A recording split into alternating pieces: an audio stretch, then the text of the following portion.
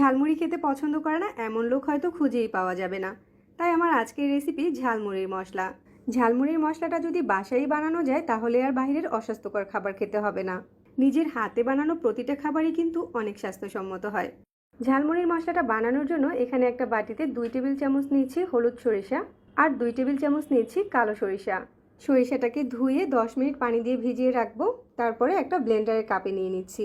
সরিষার সাথে আমি 3 টেবিল চামচের মতো পানিও দিয়ে দিয়েছি আর দিচ্ছি কয়েকটা কাঁচামরিচ। এবার এই সরিষাটাকে ব্লেন্ড করে নিব।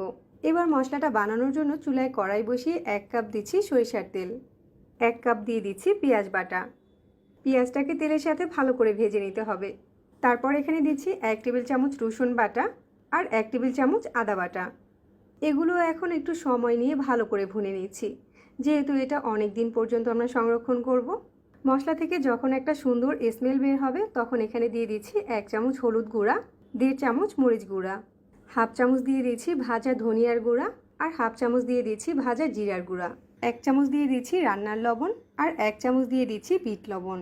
এগুলো দেওয়ার পর মশলাটাকে নেড়ে চেড়ে মিশিয়ে দিচ্ছি আর মিডিয়াম আঁচে জাল করে নিচ্ছি। ঝালমুড়ির মশলাটাকে আরও একটু স্পেশাল করার জন্য এখানে 2 চামচ দিয়ে দিচ্ছি আচারের মশলা।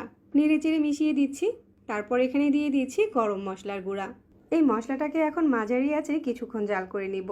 এই গরম মশলাটা আমি ঘরেই বানিয়ে নিয়েছি, তবে আপনারা চাইলে বাজারে কেনা চটপটি মশলা দিয়েও এই মশলাটা বানিয়ে নিতে পারবেন। তবে আমি এখানে যেহেতু ঘরে বানানো মশলাগুলো ব্যবহার করেছি তাই ঝালমুড়ির মশলাটা খেতে একটু স্পেশাল হয়েছে। তাই চেষ্টা করবেন কষ্ট হলেও এই মশলাগুলোকে ঘরে বানিয়ে নিতে। গরম মশলাটা বানাতে আমি কি মশলা দিয়েছি সেটা একটু দেখে বানিয়ে নিতে পারেন। তারপর এখানে সরিষা বাটাটা দিয়ে দিচ্ছি। সরিষাটাকে শেষেই দিতে হবে। এবার শুধু এই মশলাটাকে মিডিয়াম আঁচে বেশ কিছুক্ষণ জাল করে নিতে হবে। ঝালমুড়ি মশলাটাকে আরও একটু স্পেশাল করার জন্য এখানে 1 চামচ দিয়ে দিচ্ছি টেস্টি মশলা। এটা দিলে ঝালমুড়ি মশলার টেস্টটা ভালো আসবে।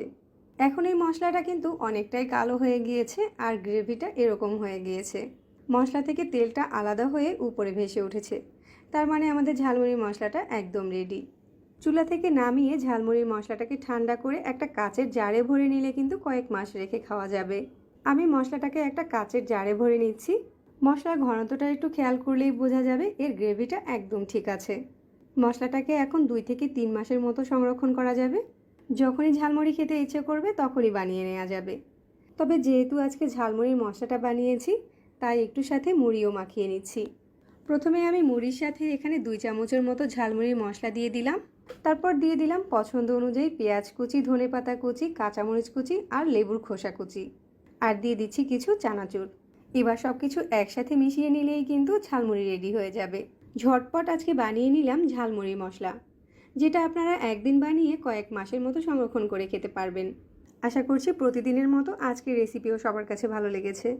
যারা নতুন নতুন রেসিপি দেখতে পছন্দ করেন তারা আমাদের পেজ ফলো করতে পারেন আর চ্যানেল সাবস্ক্রাইব করতে পারেন। সবাই অনেক ভালো থাকবেন। আল্লাহ হাফেজ।